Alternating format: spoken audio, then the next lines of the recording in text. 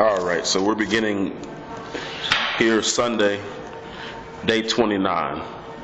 Today is April 21st. We're on day 29 of this year-long challenge called the Love Dare. Day 29 of 365. It says love is consistently patient. Return to the Lord your God, for he is gracious and compassionate, slow to anger, rich in faithful love. Joel 2:13. God's patience is a major theme of Scripture. God revealed it to Moses and then consistently displayed it to his people. God's patience is revealed and then displayed, even to us today. Nehemiah recalled it during a confession of the nation's sin. Nehemiah chapter 9, verse 17. David sought it for himself in seeking rescue from his enemies. Psalm chapter 86, verse 15. As well as forgiveness for his failings. Psalm 103, verse 8. The prophets, Joel, Jonah, and Nahum, all experienced it firsthand. God's consistent patience. The Apostle Paul likely had this attribute of God in mind when he began his description of love by saying, love is patient. Love is kind. 1 Corinthians chapter 13, verse 4. God's brand of patience, the patience he calls us to embody, is not, never was, and never will be an occasional thing.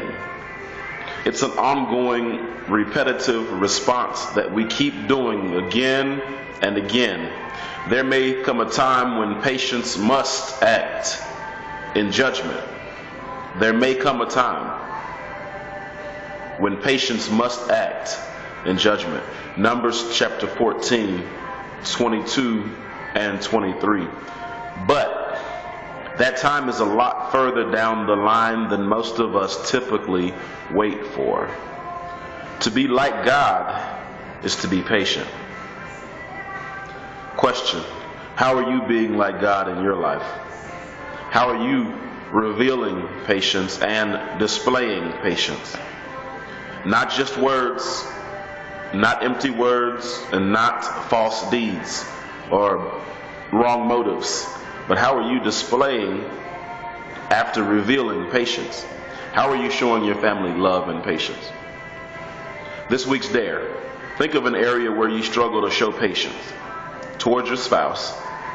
Demonstrate love toward them by giving them more time to grow in this area. Commit this specific matter to prayer. That concludes day 29.